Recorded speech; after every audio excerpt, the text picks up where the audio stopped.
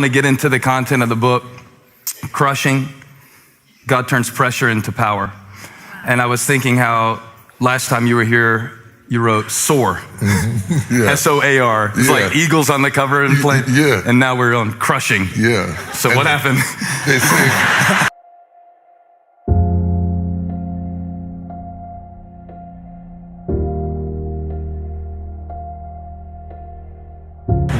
one is not diabolically opposed to the other. For the eagle, soar is about flying, but for the eaglet, soar is about falling. If the eagle stirs her nest and the eaglets are pushed out of the comfort of their nest, is that not crushing? If their food supply is now cut off and they are pushed out by their own mother to fall off the side of a cliff, is that not crushing? Why would mama do that to me? Why would mama not feed me? And in the process of the eaglet falling, flapping its wings in hysteria, it is the thing that crushed the eaglet that causes it to soar. Wow. The whole value of crushing is to explain to people not to be confused when the crushing precedes a soaring. Because a lot of times, if we only tell you about soaring and we don't tell you about crushing, when something crushing happens in your life, it looks like what we preached is not true. Whereas crushing is the process and soaring is the promise. You cannot have promise without process. And we live in a time where people preach more about the promises and less about the process. You are going home and dealing with marital issues, children who won't obey or comply, a sister who doesn't like you, a father who always preferred the other sister or daughter, and you're saying, how is my life in such shambles? Never realizing that those that God is going to anoint the most, He always crushes the most severely. The problem we have today is that people want a success for which they have not been groomed for. Success that you have not been groomed for is like birthing a baby prematurely.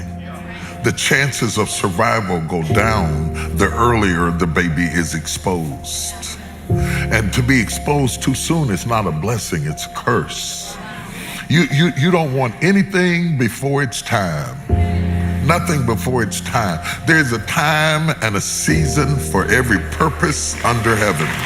The first time I went to the mic to preach, my hands were shaking so bad that when I held the mic, I was nervous when I picked it up, but when I knew that they could see that I was nervous, that made it worse. So it was kind of like a tambourine or something, you know. So the next time I had them adjust the height of the mic. I didn't quit preaching. I had them adjust the height of the mic and put my hands behind my back so they couldn't see my hands. And I preached the first 5 or 10 minutes with my hands behind my back until enough anointing came. Because when the anointing comes, the fear goes. And then I took the mic and started preaching. You cannot let your fear hold you back from your destiny. You have to feel the fear and do it anyway. Do it broke, do it scared, do it nervous, do it trembling, do it on your knees, do it with help, do it on crutches, do it in a wheelchair, because you don't want to end up in a nursing home sitting on a bedpan wondering what would have happened if you'd only had more courage. I was doing research for my book and I found out that the same part of the brain that processes physical pain processes emotional pain. So my brain doesn't know whether my heart is broken or whether you stabbed me in the leg.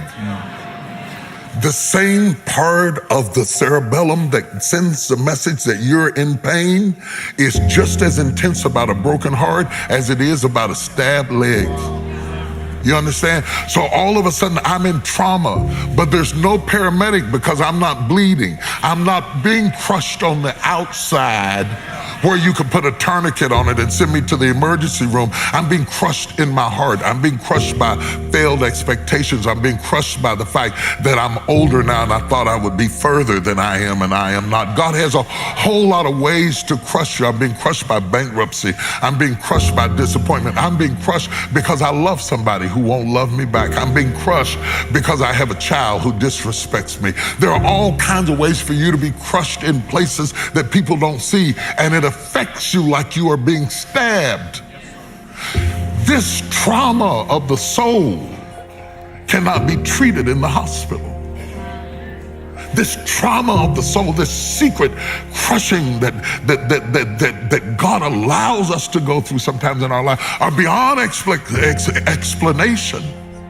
And yet there's not a person in this room, young or old, black or white, rich or poor, intellectual or illiterate, who escapes it. You cannot live in this world and not need what I'm talking about. You cannot live in this world and not need it. Something in your life is going to be what God uses to crush you. But remember that crushing is not the end. My spirit, God said, I want you to go tell my people that crushing is a stage, it's not a destination.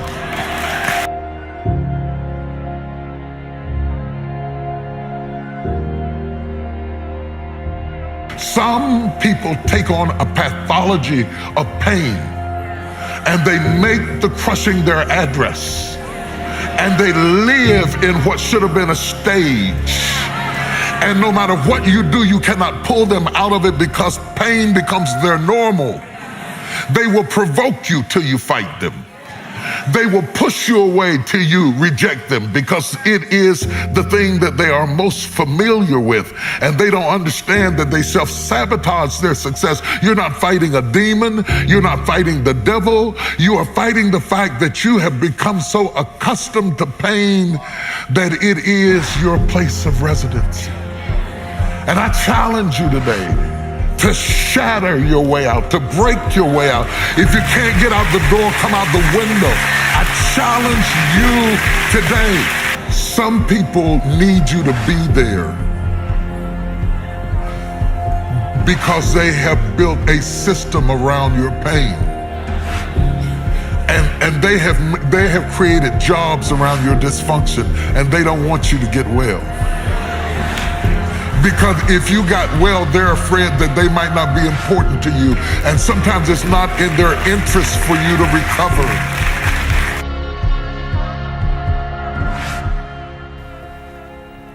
I call it crushing. And I want to tell you something. I'll be honest with you. The subtitle really isn't mine. It's what the publishers wanted. My title really was Crushing is Not the End. Because the substratum of the book is really about not getting stuck in a stage and deteriorating and rotting and giving up on yourself and your dreams